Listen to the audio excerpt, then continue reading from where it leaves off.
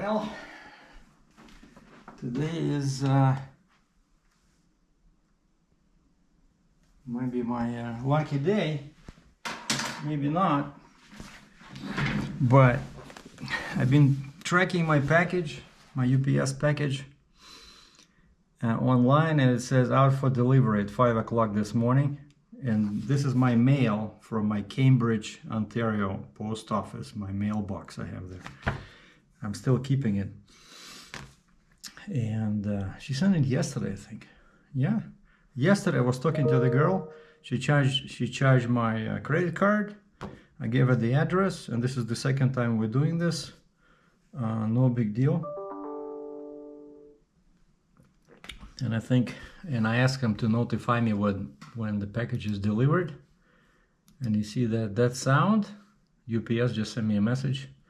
Left at met customer.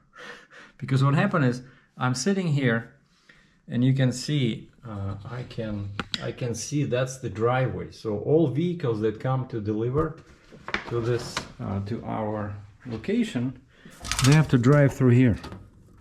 And the weather today is pretty bad. It was snowing earlier today, and so I can clearly see them. I can see before there was a Purelator truck, and the guy couldn't enter, so he left a notice on the outside. So when I went to check my mail at 11 o'clock, I see that notice.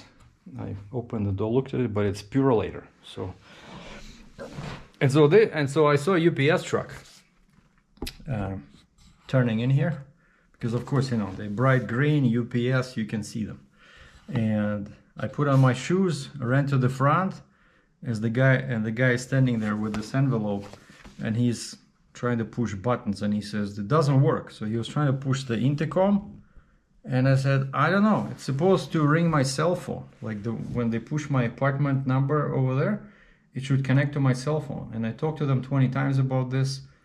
And I've been here like month and a half, right? Everything is set up properly, but for some reason I don't get any notifications, you know, even though I have like here, yeah, I have poor connection, but that's why I enabled the Wi-Fi calling, because I have my own Wi-Fi here. So I see everything should be working. Like I'm exchanging WhatsApp messages, and I receive emails. I wish, you know, they would be able to send a text message or email, you know, because this happens every time. Sometimes they can get in, sometimes they cannot. All right, without further ado, let's see what's in this envelope. So one day, I'm telling you, I love UPS. I love UPS. Compared to Canada Post, they're so much better. And usually, actually, UPS, no, wait, UPS probably they don't want to enter either. But I know Amazon, when I get deliveries from Amazon, they somehow they get in. Probably they just wait there till somebody opens the door when they're leaving or entering. All right, so what do we got? We got Royal Canadian Mounted Police, Miramichi, New Brunswick, to Sergei Dratchev, to P.O. Box, and I can feel there's a card in there. Man. And then I have some banking old statements. I already told them many times that I moved here.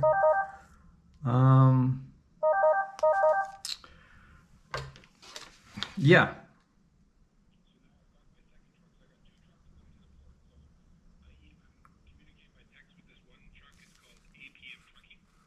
Okay, Rob, I'm recording a video. Can you send me an email? But I sent the rate. I sent the rate to the customer, waiting for their reply. Okay. Okay. I cannot do that. I'll send you an email. Okay, bye. Man, yeah, we're trying to find a truck for this load. And this is my boss calling because he has some trucks delivering in the same place, and he was asking me how much did they want. Let me just type a quick message here. Okay, Carrie wanted this. Quoted to customer this. Okay.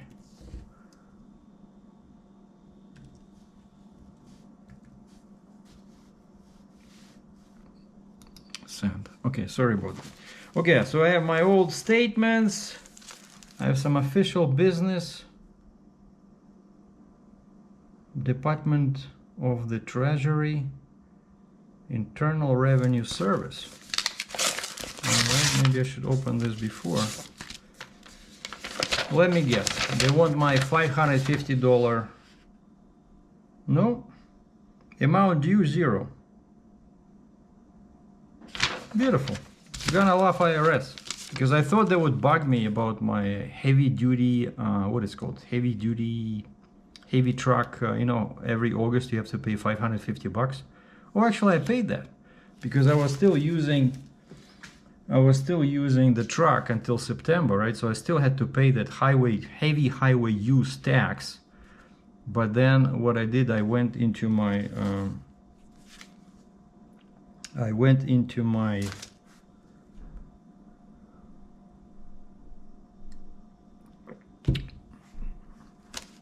motor carrier profile where I can change my, and I changed my profile. I did not cancel, but I changed it to inactive.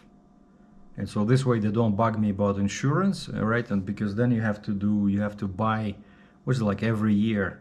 What's this other one payment? It was like $72 US every year I have to pay. I forgot. But so sometimes they still send me, okay, Red Cross, PO Box, UNICEF, Canadian Cancer Society. Thank you, Sergei. What is this? UNICEF. Yeah, I sent some money to Ukraine and now they keep sending me emails and messages. Okay, now this is something interesting. State of Connecticut, Department of Revenue Services. Important, open immediately. Connecticut. Why would I be receiving email from Connecticut?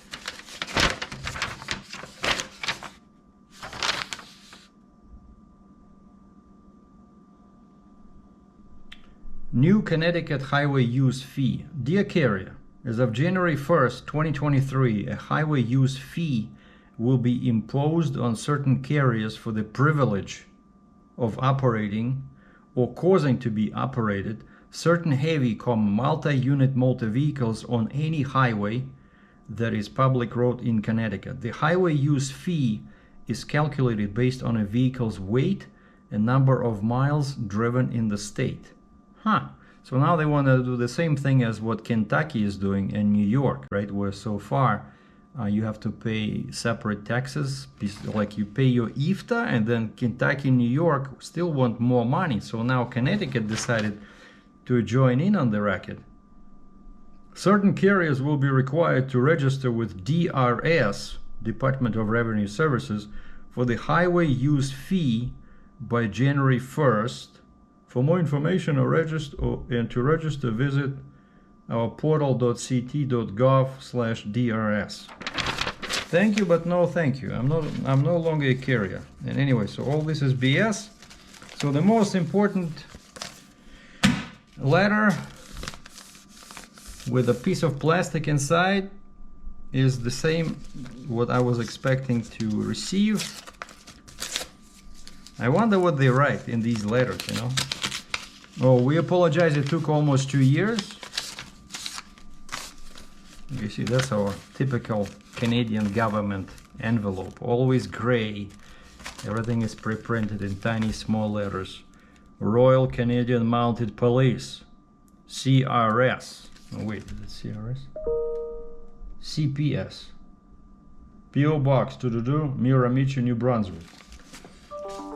Which is funny because New Brunswick is in the very east of you see this?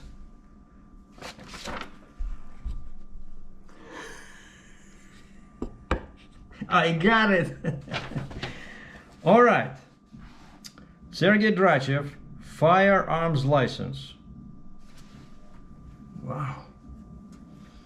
Your firearms license is attached. Please remove your license and examine both sides to ensure that all the information is legible and correct. The photograph is an accurate likeness of you and your license is not damaged. Call this 800 number if there is any problems with your license. You're required by law to report a lost or stolen license to a peace officer, a firearms officer, or the chief firearms officer of your province or territory with reasonable dispatch. Please detach the license conditions printed below and keep them with your license at all times. If requested by a peace officer or other authority, you must be able to provide both your license and the license conditions. Huh, interesting. So at the bottom here, there's a tear, kind of like a little 1/3 of this letter, and it says conditions, possession and acquisition, right? Because I think before they used to have two types of licenses. One was possession, one was acquisition or something, but now it's all the same. License number, issue 2. You must inform the chief firearms officer of your province within 30 days of any change to your name or address. You see, that's why now the next thing I gotta do is I gotta go, I think it's on the website somewhere. I have a website where, like, you cannot do it before you get your license, but once you get your license, you can update your address online, because it's not here on the license. Hold on, let me separate it. Possession, non-restricted. Acquisition, non-restricted. So it means that I can possess non-restricted firearms only, and I can buy or acquire non-restricted firearms only, because the second class is restricted, right? Like what is it, handguns? But actually they banned, you cannot buy a handgun anymore. But what's restricted in Canada is, let's say, a shotgun with a barrel shorter than 18.5 inches, or fully automatic weapons, they're all banned. But then there's some other stuff, like it all depends on your the barrel length and the magazine, right? So like the magazine, if it's an automatic, semi-automatic, let's say shotgun, cannot be more than 5, but if it's a manual, like a bolt action rifle, if it's a pump shotgun, so far they're trying to limit them, but so far on these manual ones there's no limit. And that's why I was in a rush kind of like to get this, because they might ban, like Canada is stupid, you know, they might ban any magazines above 5, even for pump shotguns, you know. Or basically what they do is let's say you buy a shotgun and it can do 8+1, you know, like 8 cartridges in the loading barrel, and then 1 in the top there, and then they make you put some stuff inside to limit the capacity, right? It's just really stupid, but man. So now, yeah, that's the first order of the day, is to go online. I'm gonna grab my website address there. It's somewhere on the table, and go update my address. But again, they don't have to reissue the license, because on the it's a federal license. What's actually interesting, I mentioned this before, that in Canada, firearms are federally regulated, not provincially, like, you know, in US it's by state, right? Like each state has its own rules. No, here it's all federal, like Canadian government. So it doesn't matter where you live. And what's cool is that even being here in Alberta, I can go online and I can buy a legal firearm, let's say from an online store in Nova Scotia or New Brunswick or Ontario, right? So I can buy it anywhere in Canada. So this license is valid anywhere in Canada. And again, it just lists my name, there's my picture. It looks like a driver's license, except there's no address. It lists my date of birth. Expiration now is 2028. So it's supposed to be 5 years. Why is it 28? Well, because we're almost into my birthday, so it should be, yeah, like 5 years. My height, gender, eyes, And yeah, conditions, standard conditions on the back, and the conditions are non-restricted only, so which is shotguns and hunting rifles. So now with this, that's what I can buy. Okay, and again, just to recount a quick story, right? So I started doing this research because I all of a sudden I read a story back in May, I think. I read a story about Canadian government trying to ban handguns, and that was like a light bulb went off in my head, and I'm like, what handguns? Are you trying to tell me that it's legal for a Canadian to own a handgun? So I started researching, and turns out, yeah, I had no idea, you know. I thought we were not allowed to have any weapons at all. Like I knew that there's hunters somewhere, right? But I thought you have to be a member of some hunting club or some BS like that, right? And so I started looking into this, and turns out back then it was perfectly legal to buy a shotgun, a rifle, or a handgun. And the difference between them only was that handguns were considered restricted firearms, right? Whereas shotguns, rifles are not restricted. And so for non-restricted, there's one course, safety course, that you have to take. What is it? Canadian Firearm Safety Course for non-restricted. And you have to pass a test, and then you have to wait for the results for like a month, right? For a month. But then for the restricted, which is handguns, you have to write the second course specifically targeting restricted. So you need two courses, and that's like a nightmare. And I decided, yeah, it would be cool to have a handgun, you know, but again, you cannot do any self-defense in Canada with a weapon because you go to prison, right? You cannot defend yourself with a firearm. So firearms are basically only for, unless you're a police officer or military or something, right? But firearms are mostly only for hunting or for target practice, right? And what's interesting is that restricted firearms are not allowed to be used at hunting. So, you know, you would think, hey, I just paid this, let's say, $1,000 for a cool 9mm.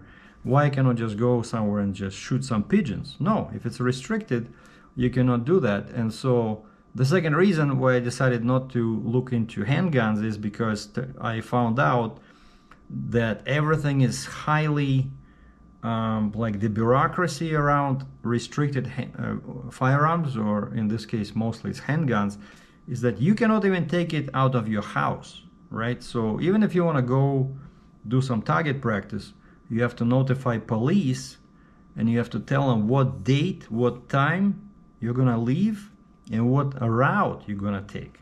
It's like, you know, you feel like a dog on a chain, you know. Whereas with non-restricted shotguns and rifles, you can do whatever you want as long as you keep them safely in a manner prescribed by law, right? Like ammo should be separate from the weapon and stuff like that. And they tell you how you keep it in your house. It's very regulated, and how to keep it in your car when you move. But again, non-restricted are so much simpler, right? And so that's when I decided, yeah, I want non-restricted. I just want to take one course. And so that course, I think it took like 2 months, right? 2 months, because everybody is busy. You have to go to the special company that's authorized to do this, right? And then finally, I think it was August, right? In August, I did this. I passed, and then at the end of this 2 or 3 day, I think it was 2-day seminar, we write the test.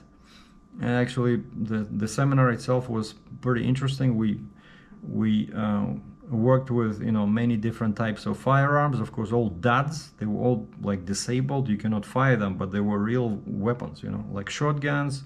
We had a couple of lever guns and some semi-auto shotguns, and a couple of small rifles. But it was fun. And then, once you write your test, you cannot just apply for this. You have to wait for the official test results with a stamp of the authority that was doing the testing, right? And so that took a month. Basically, I see my test results on my copy, but I cannot use that. They said, no, you cannot use this copy we gave you at the class. You have to wait for the copy to arrive by mail. So that took 1 month. And basically my test results with a stamp, right, saying, yeah, it's, you know, it's for real. Mr. Sergei Dratchev took the course and he passed the test with this score. Basically, it doesn't matter. I think it's 97, 98 out of 100, but passed. And so now with this, you can write down your credit card number and you can apply to New Brunswick, to the police headquarters, right? And the mandatory waiting, kind of like they put it on ice for 28 days, 1 month. So basically I sent it in the middle of September. I remember when I was leaving Ontario on my big road trip in my Charger, right? And so I sent it off in the middle of September, so they wouldn't touch it till middle of October, right? And then they said, expect 2 to 3 months. And then there was an update somewhere in the news saying that now because of COVID and shortage of labor and blah, blah, blah, you know, expect it can be as long as 5 or 6 months. And so I already like threw my hands in the air and said, okay, I'm not going to see this license probably until 23. But then I'm checking my bank's website, and I see all of a sudden a small little charge. I believe it was $62 Canadian, 62. And to the left of the amount, it gives you the name of the company that took the money, and it says RCMP. Like, wait a second. Okay, so that was in November, sometime in the middle of November. And they probably don't ship this directly from the place where they were checking, they were doing background checks, right? And so I don't know when it exactly arrived, but I know that I called my post office. I called them on December 15th, and then I decided, you know, right before the holidays, I want to call them again. So, and I wrote down in my to-do list, call post office on 22nd of December, yesterday. And so I called them yesterday and I said, do you see any envelopes with